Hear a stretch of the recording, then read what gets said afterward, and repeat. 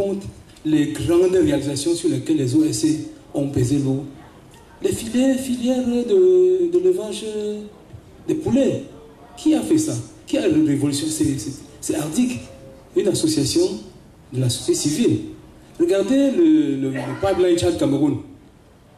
Qui a permis que des populations soient compensées pour leurs biens de façon digne? C'est GCA. Hein? C'est une organisation de société civile.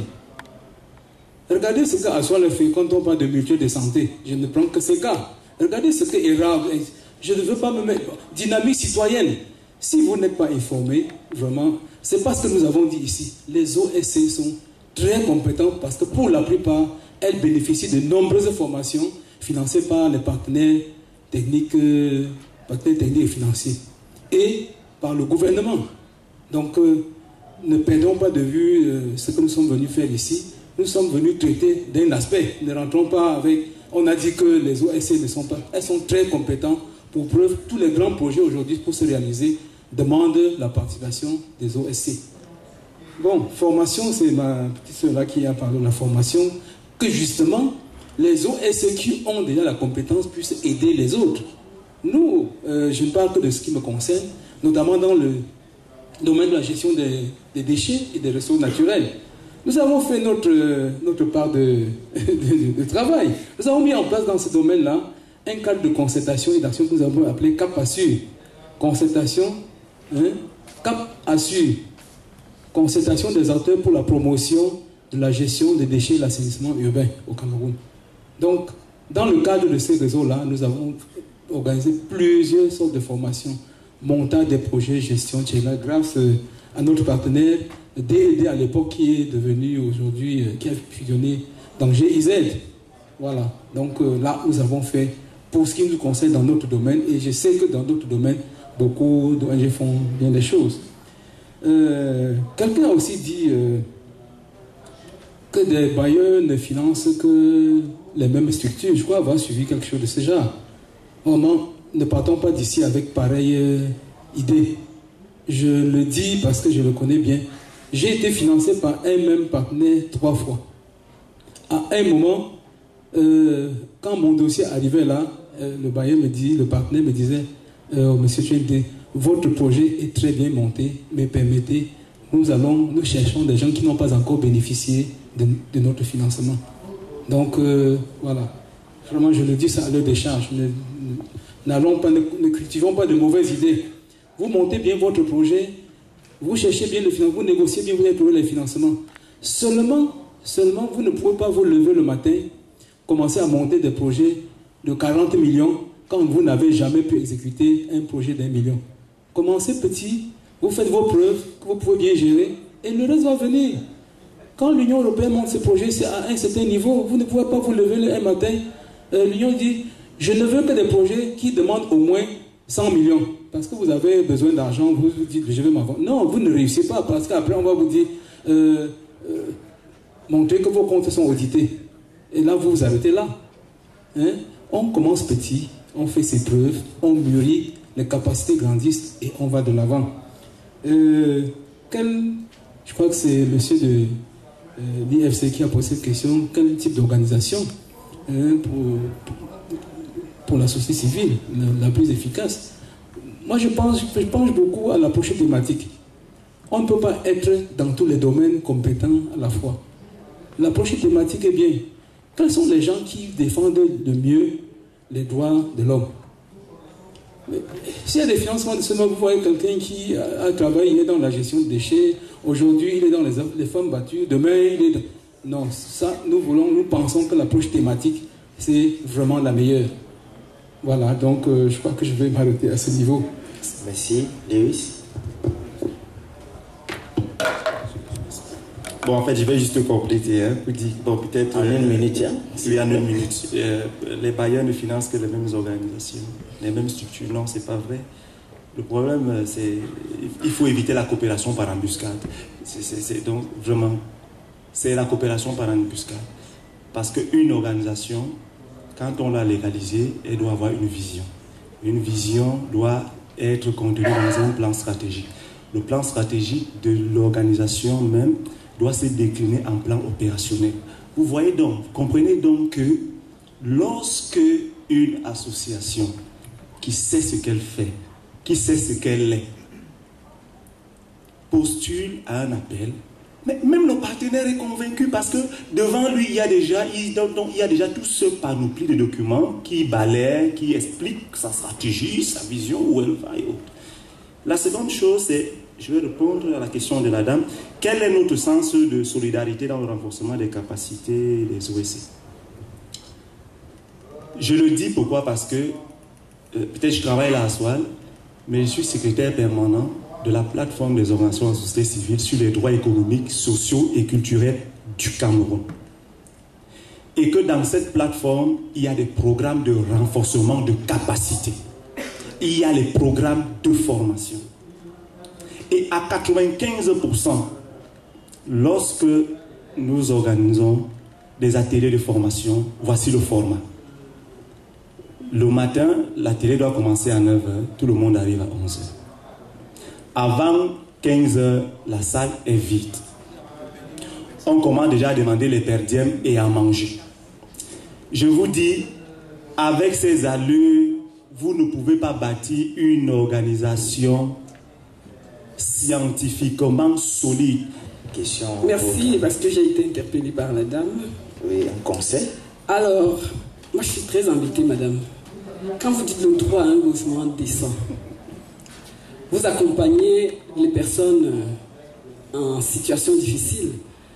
Est-ce que vous les accompagnez en leur apportant des notions d'amélioration de leur habitat?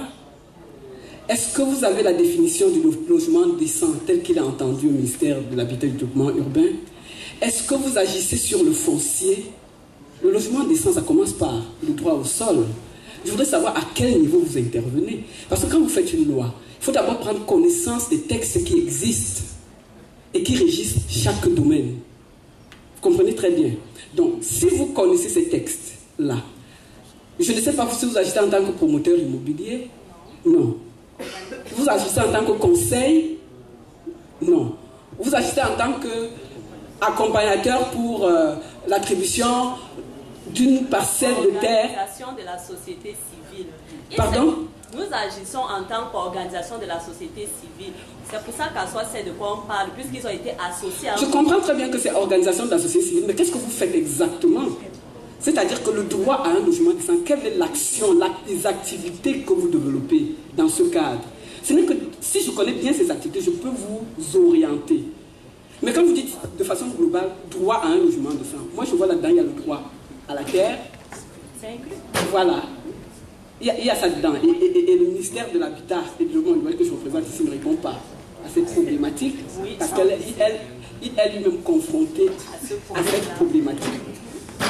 Est-ce que lorsque quelqu'un a vraiment le droit à la terre déjà, est-ce que vous l'encadrez pour l'amélioration du cadre dans lequel il vit? C'est un aspect. C'est pour ça que je dis, vous voyez, je dis simplement qu'on peut décrypter ce thème et trouver de nombreux sous-thèmes. Et lorsque vous l'aurez décrypté, je pourrais savoir dans quelle direction, dans quel axe, nous, à l'habitat, on s'exerce. Vous comprenez très bien. Voilà. Donc je pense qu'en toute chose, il faut être assez précis. Il ne faut pas faire beaucoup de choses en même temps. Voilà. Donc c'est un peu ce que je voulais dire, parce que je ne peux vraiment en l'état pas vous apporter une solution qui puisse vous permettre d'avancer. Merci. Merci bien madame. Je sais qu'il y a un ensemble de questions encore, mais le temps à nous imparti pour cette salle arrive à expiration. Les panélistes sont là et disposés à continuer les débats juste dans le couloir après. Nous allons donc passer au dernier axe de notre débat ce soir, avec les conclusions finales de la Fondation Enis Lorena Foretti. Madame Mogo Annette, analyste des politiques de développement, en 5 minutes nous donnera ses remarques finales. Mesdames et messieurs les membres du gouvernement, mesdames et messieurs les représentants des institutions internationales, mesdames et messieurs les membres des collectivités territoriales décentralisées, mesdames et messieurs les membres des organisations de la société civile, mesdames et messieurs les membres des médias, Mesdames et Messieurs, chers invités, nous tenons à vous exprimer notre sincère reconnaissance pour votre présence et pour vos différentes contributions à cette conférence. Son objet fut de réunir un ensemble d'acteurs impliqués dans les domaines du développement urbain, mais aussi de la décentralisation, du développement local et participatif au Cameroun, les organisations de la société civile, afin de discuter autour du thème « Développement urbain au Cameroun, quelle synergie entre les collectivités territoriales décentralisées et les organes de la société civile ?» Nous avons assisté à des exposés aussi brillants qu'enrichissants qui ont concouru à renseigner chacun de nous sur cette thématique et à démontrer toute sa pertinence pour le développement du Cameroun.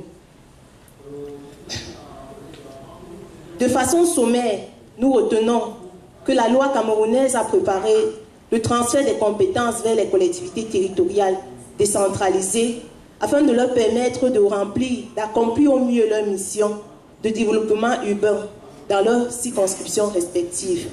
Et pour ce faire, les organisations de la société civile sont des partenaires incontournables. La collaboration entre ces institutions, ces acteurs peut prendre plusieurs formes, de plaidoyer, une forme d'assistance dans l'exécution des projets de développement humain, de plaidoyer en faveur des besoins prioritaires des populations. Les domaines d'intervention mentionnés ici ont été variés: l'assainissement de l'eau, l'habitat, les marchés, les logements sociaux, l'éclairage, les transports publics, services sanitaires, la scolarisation et même la sécurité. La collaboration entre les organisations de la société civile et les collectivités territoriales décentralisées est bel et bien existante. Cependant, elle n'est pas sans obstacle, bien que les organisations de la société civile aient des avantages tels que la flexibilité et tels que des compétences également avérées. Il a été noté que le plus souvent, au lieu d'être des forces de proposition, elles sont des forces de critique et peuvent même être instrumentalisées, ce qui rend cette collaboration un peu délicate. Il y a toutefois plusieurs cas de bonnes pratiques qui ont été mentionnés. Nous avons eu des exemples au nord et même également dans la ville de Yaoundé, en particulier les communes d'arrondissement de Yaoundé 1er et de Yaoundé 5e. Il est donc nécessaire de renforcer cette collaboration en vue de pallier aux désordres urbains qui peuvent exister, et notamment par la participation conjointe de ces acteurs au processus de planification urbaine. Ceci implique donc que les organisations de la société civile puissent s'impliquer davantage dans les micro-projets des collectivités territoriales décentralisées en renforçant leurs capacités et également leur savoir-faire. Les cadres institutionnels sont là, ils ont été mentionnés. Il y a des services tels que le service du partenariat local au ministère de l'Habitat et du Développement urbain qui existent. Et il y a également, comme nous l'avons tous entendu, des possibilités de renforcer ces synergies naissantes qui ont été relevées. La Fondation Denis et le Nora Foretia a été créée pour catalyser la transformation économique en Afrique, en mettant l'accent sur les politiques développementistes qui créent des possibilités économiques pour tous. Nous reconnaissons que la maîtrise du développement urbain et l'accès des populations aux services urbains de base est l'un des objectifs de la vision à long terme du développement du Cameroun. C'est un domaine dans lequel nous souhaitons nous impliquer davantage. C'est pourquoi nous ne comptons pas rester là, arrêter nos activités là. Notre objectif est de mettre en œuvre un projet qui pourra contribuer à accroître la gestion multipartite des projets et des politiques de développement urbain afin de garantir un développement participatif et effectif de nos villes, de notre pays et de sa population. C'est pourquoi les propositions et les recommandations qui ont été faites sont les bienvenues. Ce sont des contributions constructives pour mieux penser notre projet et nos activités.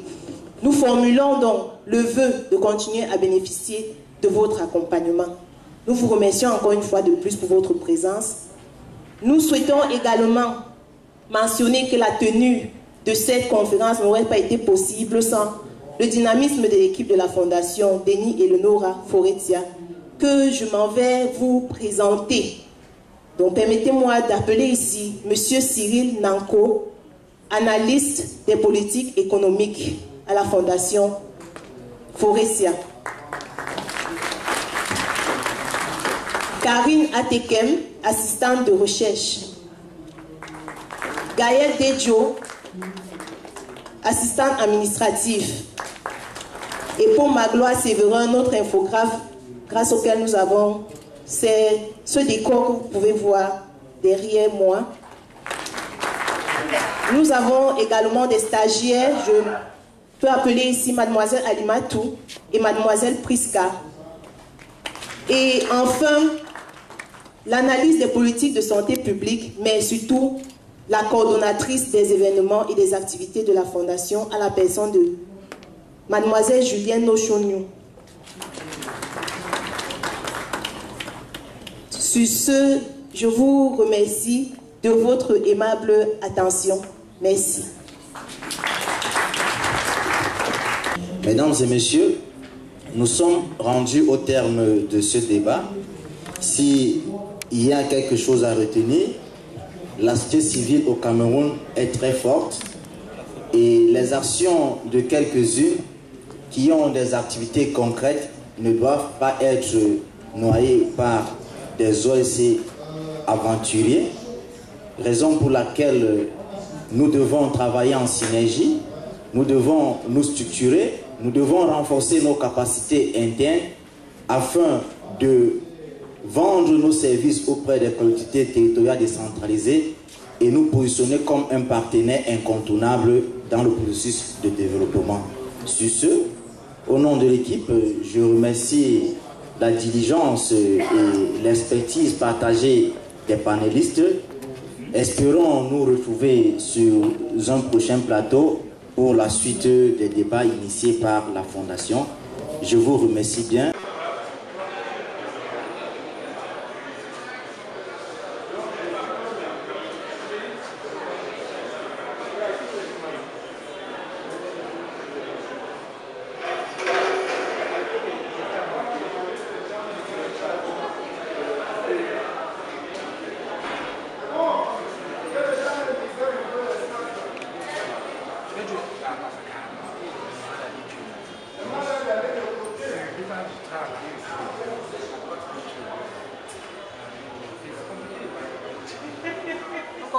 Rendu de la conférence qui vient de se finir ici, organisée par la Fondation Fourizia et sous le patronage du ministère de l'Habitat et du Développement urbain. Ce que nous pouvons dire, c'est que les échanges, vraiment les exposants ont été brillants, les exposants ont été édifiants et nous nous sommes rendus compte même de toute la pertinence de la thématique abordée, notamment la synergie qui existe entre les collectivités territoriales décentralisées et les organisations de la société civile dans le cadre du développement urbain au Cameroun. Donc ce qui en ressortait, c'est qu'il existe effectivement un cadre